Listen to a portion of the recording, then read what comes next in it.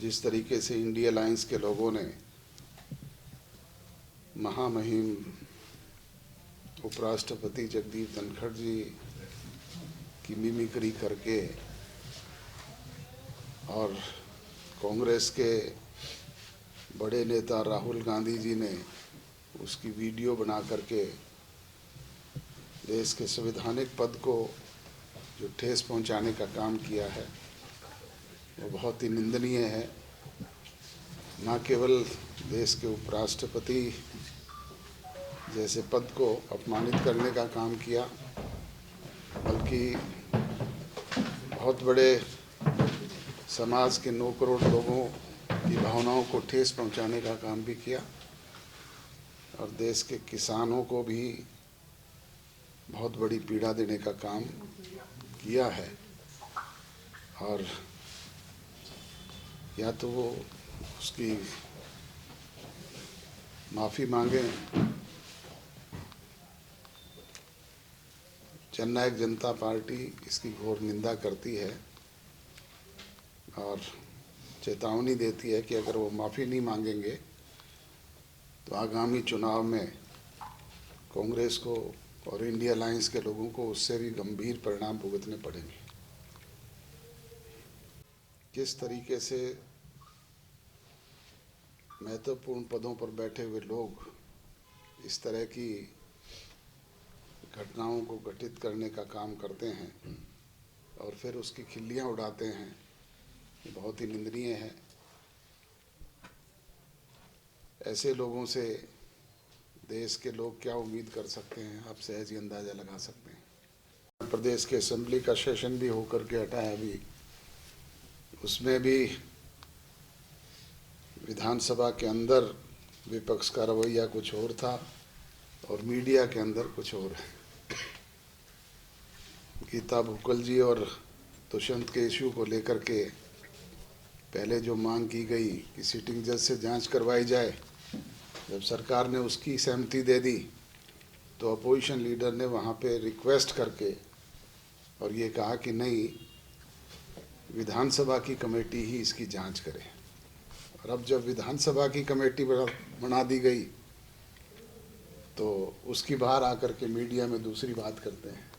ये उन्हीं की सहमति से बनी, बाकायदा स्पीकर के चैम्बर में बैठ कर के 5 सदस्यीय लोगों ने निर्णय किया था और वो कमेटी गठित की गई थी। आज गीता भुक्कल उसके लिए कोई और बयान देती है और भूपेंद्र सिंह हुड्डा कुछ और बयान देते हैं। तो ये इनके दोगले चरित्र को दर्शाता है। पूछने के लिए क्वेश्चन नहीं थे, सरकार से जवाबदेही की बात करते हैं।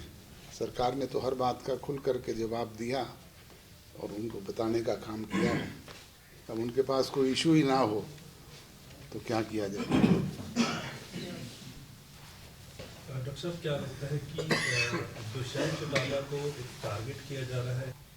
टारगेट तो उसी को किया जाता है जिसके घर में कुछ 4 दाने हों।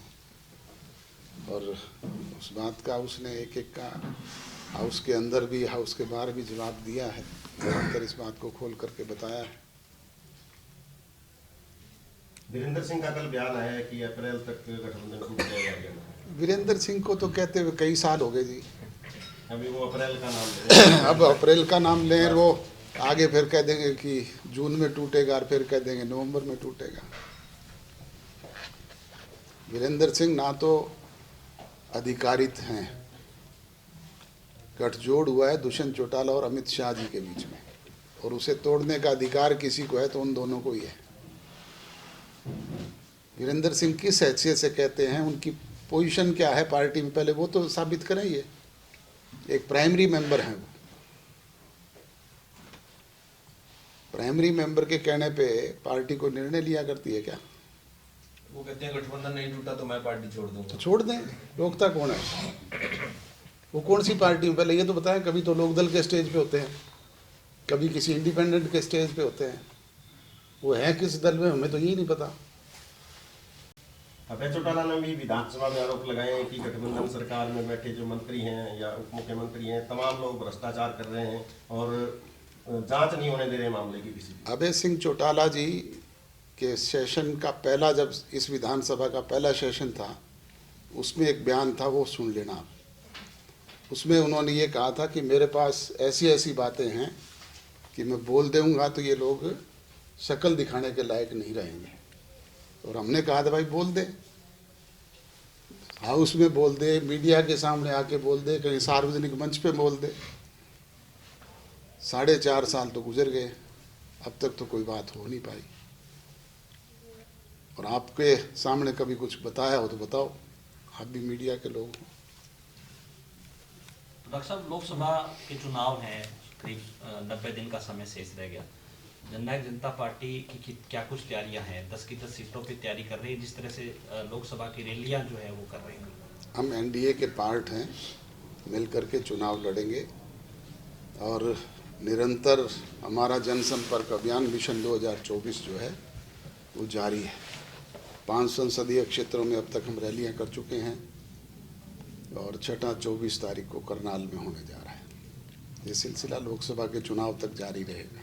24 तारीख को जनक्रोश रैली भी है, किसान मजदूर जनक्रोश रैली। जी, उनका कहना है कि 750 के करीब किसान जो है वहाँ आंदोलन में गुजर गए, लेकिन उनके कोई उनको मुआवजा नहीं दिएगा और जो वादे किए गए थे वो पूरे नहीं हुए।